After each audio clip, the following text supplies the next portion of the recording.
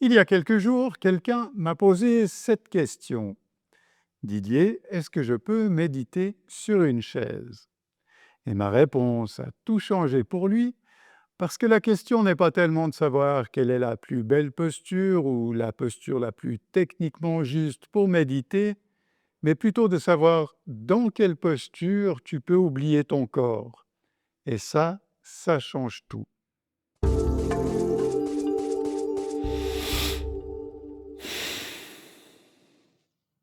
Dans les textes anciens du yoga, tels que le Hatha Yoga Pradipika ou les Yoga Sutras de Patanjali, les asanas n'ont pas été créés dans un but de performance ou de faire de jolies photos pour Instagram, mais elles ont été créées dans un seul but, ou presque, car certaines des postures ont un but plus énergétique, mais la plupart des postures de cette époque ont été créées pour permettre aux pratiquants de rester immobiles longtemps et sans souffrance, et ça, Patanjali nous l'explique au Sutra 246. Stira Sukham Asanam.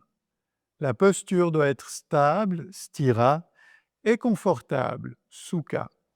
Deux mots, deux millénaires de pratique, stable et confortable. Tout ce que je vais te montrer aujourd'hui s'évalue avec cette donne, parce que la question, c'est pas de savoir si c'est beau, si c'est avancé, mais simplement de savoir est-ce que tu peux rester 15, 20, 30 minutes sans que ton corps te crie dessus. Parce que quand le corps crie, le mental ne peut pas se taire. Avant même de parler de posture, il y a trois principes qui s'appliquent à toutes les assises sans exception. Premier principe, la colonne. Tu peux imaginer un petit fil de soie attaché au sommet de ta tête qui te tire doucement en direction du ciel. On cherche une colonne bien droite, éveillée, mais sans aller dans la tension, pas de rigidité, une conscience au niveau de la colonne. Deuxième principe, le menton. On va venir faire un léger Jalandhara Bandha, vraiment très léger, très subtil, donc le blocage au niveau de la gorge. On fait une légère rétropulsion du menton, pas dans l'idée de venir bloquer les énergies, mais simplement de libérer la nuque et d'ouvrir un peu plus le passage du prana. Le troisième principe, c'est les yeux. Les yeux sont fermés, éventuellement mi-clos, et on va chercher à les focaliser sur un point. Après, assez naturellement, quand ton mental se calme, les yeux vont commencer à loucher légèrement en direction du point entre les sourcils. Mais cherche pas forcément à loucher sur ce point, tu vas créer des tensions au niveau oculaire, ça doit être assez naturel, assez détendu. Ce qui est sûr, c'est que si tes yeux continuent à être agités, à chercher, c'est que ton mental est encore lui aussi agité. Quand tu vas sentir tes yeux s'immobiliser, le mental va se poser.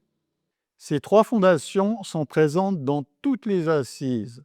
C'est même elles, plus que la posture, qui vont définir le conditionnement de ta méditation.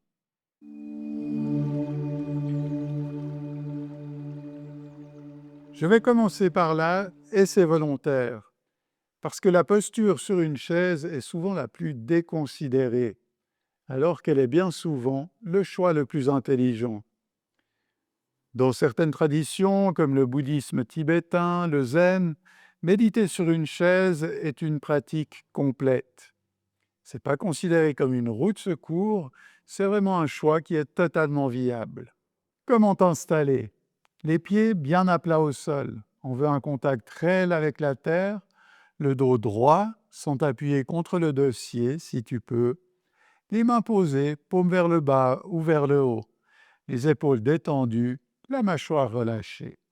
Cette assise s'adresse aux débutants, bien sûr, à toutes les personnes qui ont des raideurs au niveau des hanches, au niveau des lombaires, les personnes âgées, éventuellement aussi en fonction des blessures que tu peux avoir.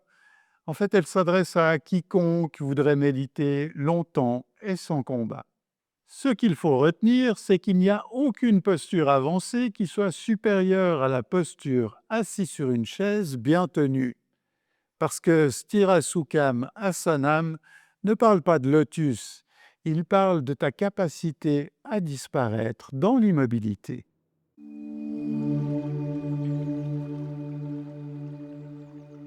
Sukhasana, traduit souvent par posture facile, mais Sukha signifie bien plus que ça.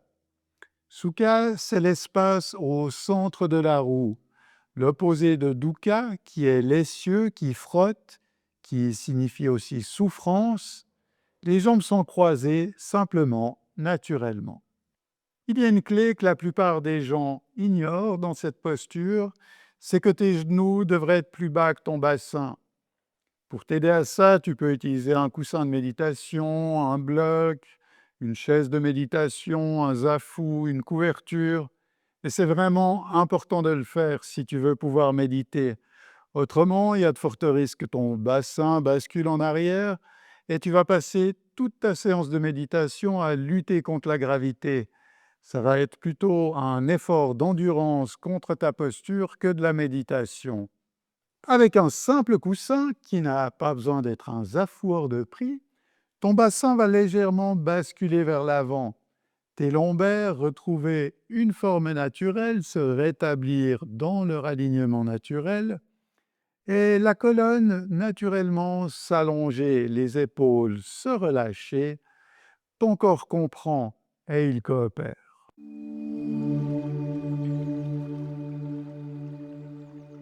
Svastikasana est moins connu que Sukhasana. Pourtant, dans les textes classiques, Gheranda Samkhya, Hatha Yoga Pradipika, elle est systématiquement mentionnée comme assise de référence. Les pieds ne reposent pas librement, ils sont glissés entre les mollets et les cuisses. Ce placement crée un verrouillage naturel du bassin. La stabilité arrive d'elle-même. C'est souvent la transition idéale entre Sukhasana et des postures plus avancées. Elle demande un petit peu plus de souplesse au niveau des hanches, mais elle apporte un ancrage que Sukhasana ne peut pas apporter.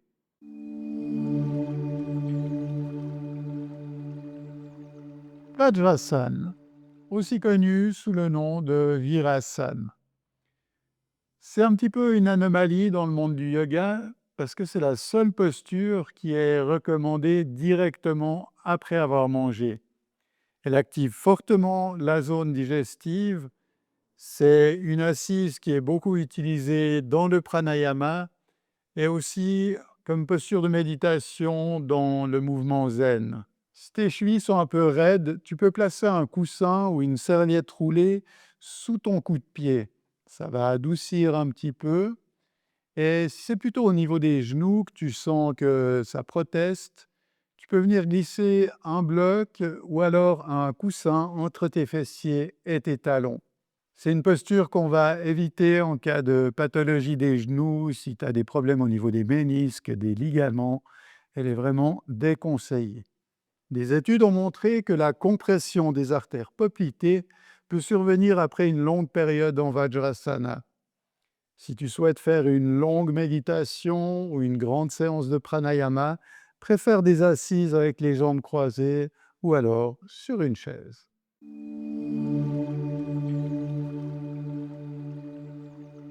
Voici maintenant la passerelle entre les postures accessibles et le lotus. Ardha Padmasana, le demi-lotus. Un pied sur la cuisse opposée et l'autre en dessous. Une chose essentielle à comprendre ici, c'est que la rotation, elle vient de la hanche, elle ne vient pas du genou.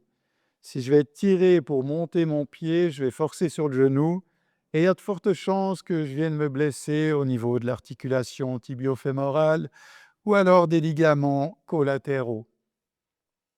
Il faut bien comprendre que la rotation, elle vient de ta tête de fémur et de la cavité acétabulaire.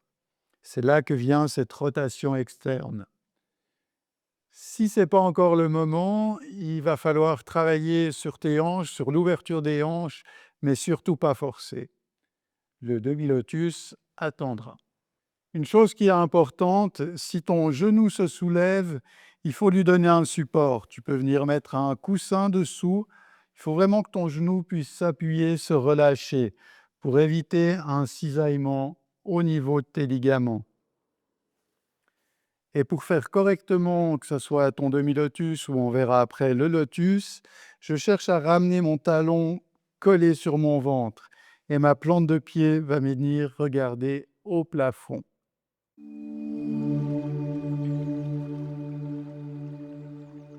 Siddhasana, les textes yogiques disent que c'est là que les siddhas méditent, les êtres qui ont atteint la maîtrise. Par la pratique constante de Siddhasana, le yogi atteint la perfection. C'est ce que nous dit le Hatha Yoga de Pradipika. Pourquoi cette posture est-elle aussi valorisée? Le talon posé au niveau du périnée crée une pression sur Muladhara, le premier centre énergétique. Ce qu'en anatomie moderne, on appellerait la zone du plancher pelvien et du nerf pudendal. Cette pression douce active naturellement l'ancrage, Mula Bandha. Et quand Mula Bandha est actif, même légèrement, le prana ne se disperse plus vers le bas. Il monte.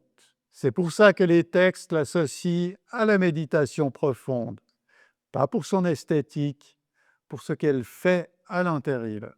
Certaines traditions nous disent que le pied droit vient en dessus pour les hommes et inversement, pour les femmes, ce serait le talon gauche qui vient dessus. Après, honnêtement, c'est plus à toi de ressentir quel est le croisement qui te convient le mieux. Le fait de mettre droite ou gauche dessus, c'est lié à Ida et Pingala, donc les deux des nadis principaux. Pingala qui est masculin et Ida féminin. Donc ça découle de ça, mais le plus important, c'est que tu te sentes à l'aise dans ton assise et comme toujours, que ton assise soit stira sukham, donc stable et confortable.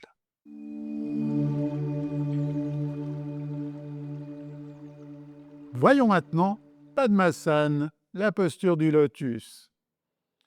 Certainement une des postures les plus iconiques du yoga, elle est représentée sur des milliers de statues de Bouddha, de dieux hindous, de maîtres yogis, mais c'est certainement aussi la posture qui blesse le plus de pratiquants.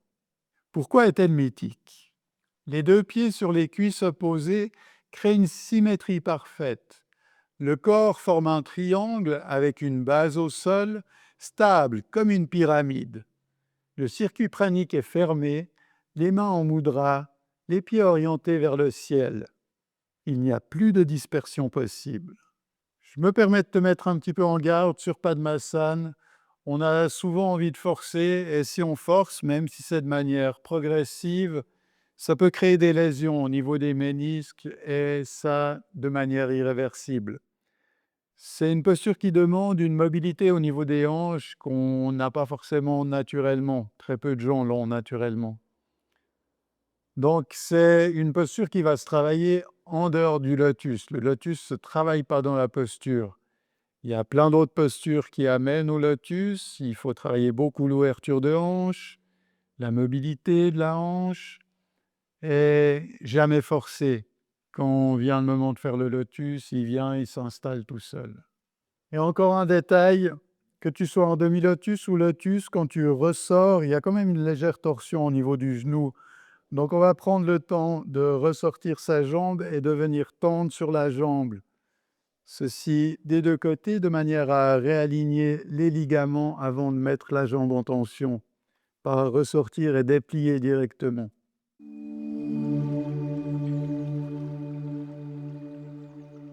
Je vais te dire quelque chose qu'on devrait dire à chaque pratiquant dès le début. Il n'y a pas de posture parfaite pour méditer. La posture parfaite, c'est celle où ton corps arrête de parler, où la douleur s'efface et où tu peux rester réellement longtemps. Patanjali n'a jamais dit pratique le lotus. Il a dit stira sukham asanam, stable et confortable.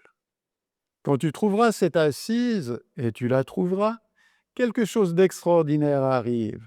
Les pensées se déposent, le souffle ralentit. Et peut-être que pour une fois, tu ne méditeras plus contre ton corps, mais avec ton corps. C'est ça le yoga. Quelle que soit la posture que tu choisiras après cette vidéo, la chaise, Vajrasana, Sukhasana, Demi-Lotus, souviens-toi d'une seule chose, ce n'est pas la hauteur de tes genoux qui conditionne la profondeur de ta méditation, mais c'est la qualité de ton silence intérieur. Si cette vidéo t'a apporté quelque chose, n'hésite pas à activer la cloche. Chaque semaine, on explore une nouvelle facette du yoga en respectant la rigueur, la tradition et bien sûr son corps. Si tu veux aller plus loin, que tu sens que tes hanches sont l'obstacle entre toi et une posture plus profonde, laisse lotus en commentaire. Je ferai une vidéo complète d'ouverture de hanches pour progresser en sécurité en direction du lotus. Namasté.